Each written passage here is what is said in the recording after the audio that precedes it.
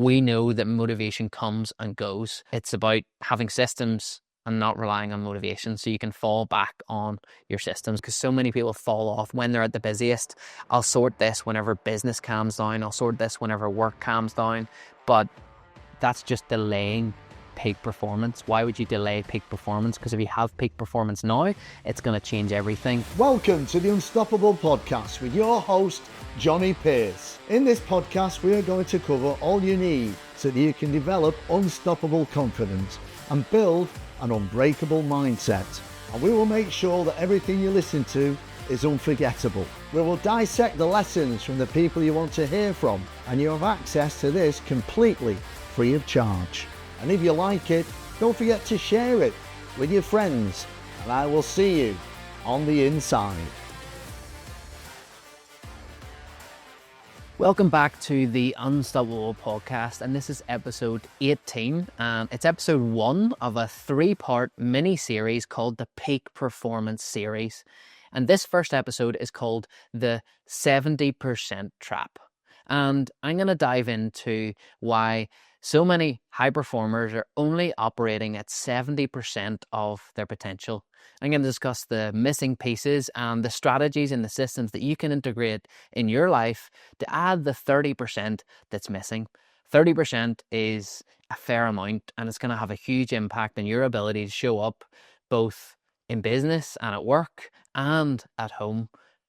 It's also about integrating health as a key core component in your life, because honestly, it's a small thing, but it often gets overlooked. And in actual fact, it shouldn't be a small thing. It's treated as a small thing, but in actual fact, it's the actual main core driver of everything that you do. And I'm going to show you how most leaders are leaving performance on the table. So as we dive into this episode, these are going to be short and sharp and to the point. It's a mini series. Like I said, there's 3 parts. I'm going to dive into the first episode for around about 15 minutes, and it'll be the same for the other 2. So I think 70% can often feel fine, and most people normalize their current levels of performance. They're maybe operating at 70%, but they have done for the last number of years, and they've got on okay. So they don't really feel the need to perform at a higher level, but they also don't understand what performing at 100% actually looks like. And most high performers normalize poor sleep, low energy day to day, and those reactive days where they're kind of just getting through the day and they're struggling to overcome the crashes that are coming with the day to day. There'll probably be crashes in every single person's day, but it's being able to actually overcome those, avoiding them. And so many people will blame their age, their current circumstances, and their busy work agenda for their poor performance. And for me, whenever it comes to our clients and everyone we work with, they're high performers, they're business owners, they're people that are short on time. And having a 6-pack isn't necessarily going to cut it. It's not just about having a 6-pack. It's about performing at your absolute best, because you can look great, absolutely, but you can still feel terrible while looking great. So it's being able to combine the two to be able to look your best, but also feel your best and perform your best. Our clients are always chasing a feeling. I talk about how you can chase a feeling whenever you train and whenever you exercise and whenever you eat high quality food. It's not just about how you look, and your goals need to fulfill you on a deeper level than just how you look. It's about being in a position to be ready for anything. You want to be ready for anything. So whenever you train, you want to train in a way that leaves you ready for anything. You want to eat in a way that fuels your body to be in a position to carry you through those long days, the challenging days. And there's some statistics that I wanted to share, and I've got 3 particular ones, and I'm going to read them from the screen here. The first one is leaders with poor sleep are 29% less productive and 40% more likely to experience burnout. Brain fog and fatigue reduce decision-making speed by up to 38%. And 77% of execs say their performance is directly linked to physical health, yet only 1 in 5 actually prioritize it. There's some crazy statistics, and it's a real reason to make this a priority. For example, I had a client, Jim. He was the MD of an M&E firm.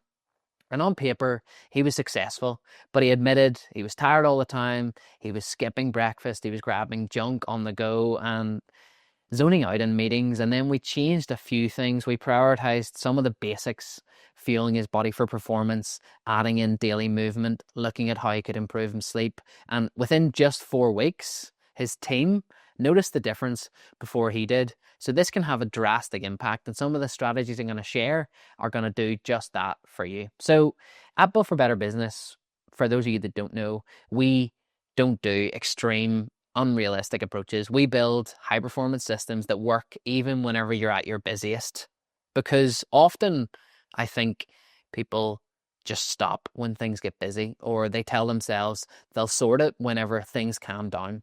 But here's what your main focus should be to add the extra 30% that I'm talking about here that's missing. So most people think they have a time management problem, but in actual fact, they have an energy management problem. And you need to think about the basic core components that are going to allow you to manage your energy better. So many people overstep the mark whenever it comes to boundaries. They put boundaries in place, but they never stick to them.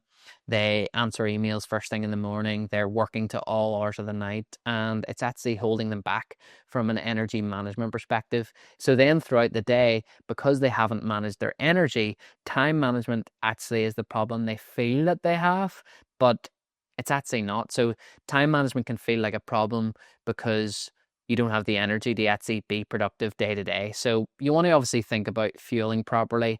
I think protein first is a great principle to look at with your nutrition. So making sure with every meal, you're focusing on protein first. You also want to have strategic caffeine use. So you don't want to over consume caffeine. A lot of leaders, high performers, business owners are relying on their next cup of coffee for energy or their next sugar rush. So you need to actually think about your actual caffeine. Caffeine is great and it can really enhance your performance, but I would encourage you to have a cutoff whenever it comes to caffeine. So don't take any caffeine on board after 3 p.m. I also think hydration is a basic principle that's often overlooked. So many people are actually dehydrated and they're constantly dehydrated, which is affecting your cognitive performance and your ability to focus day to day. So think about this.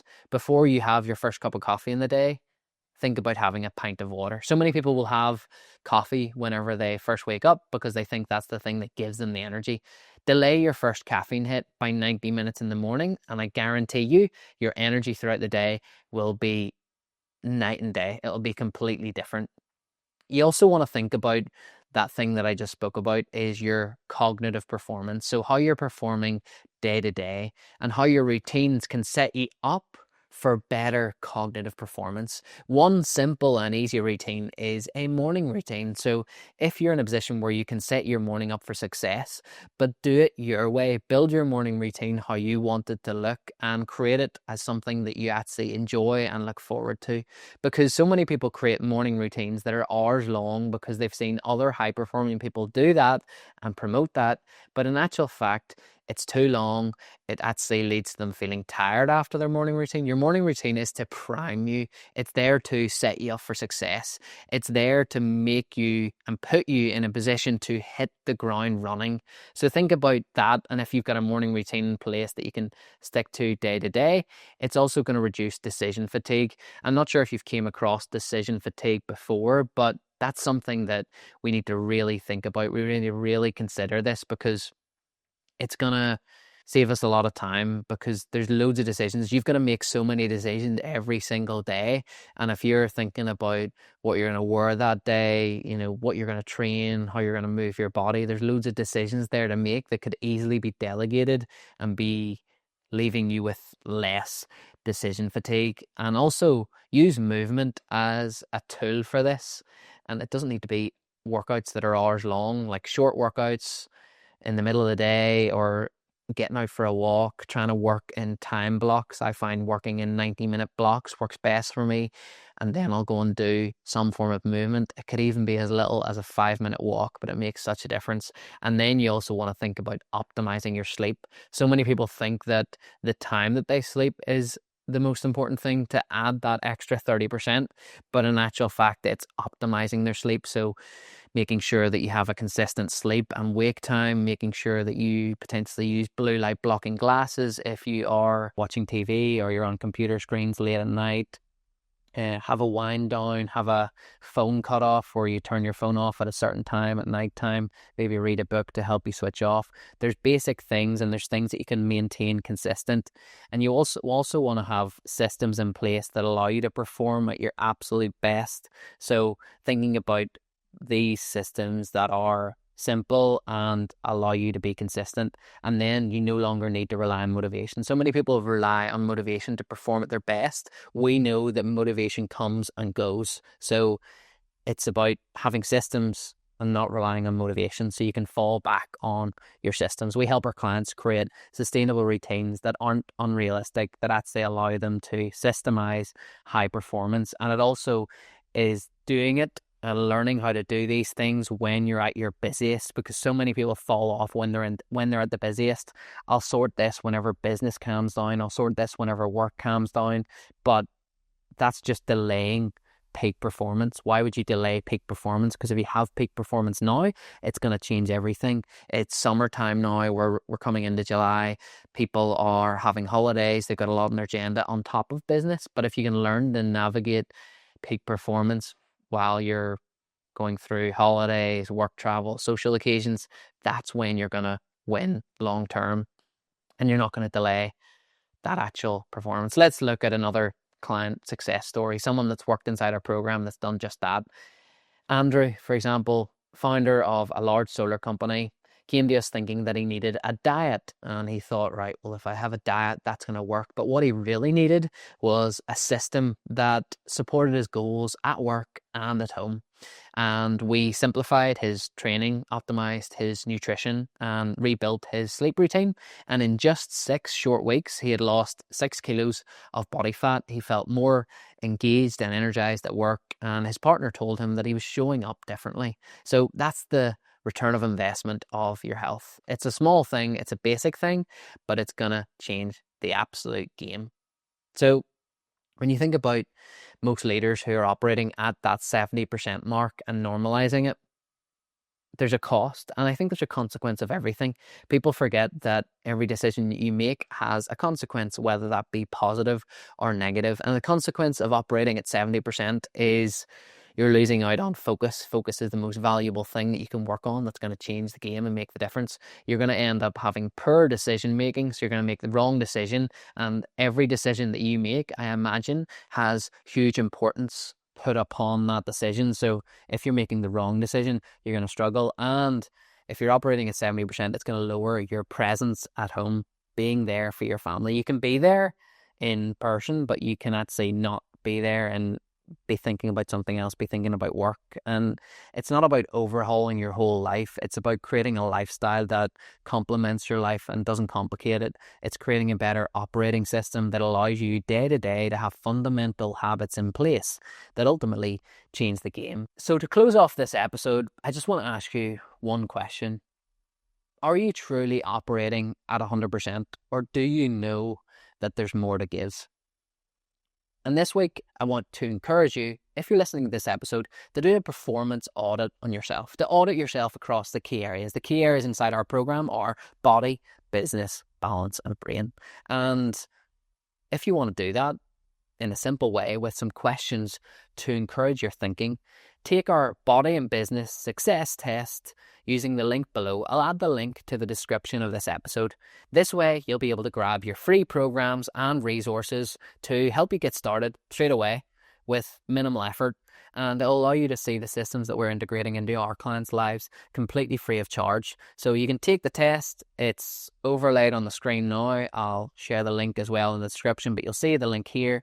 And it's a 5-minute test that will ask you a number of different questions, and it will give you the opportunity to audit yourself. You'll end up with a score. You'll see what areas you're falling down on and have access to programs, resources, and documents to utilize moving forward. So thanks for tuning in this episode. As I said at the start, this is the first of a 3-part series, and I'm looking forward to seeing you in the next episode. If you took value from this episode, be sure to subscribe and you'll be the first to know when I release episode 2 of the Peak Performance series.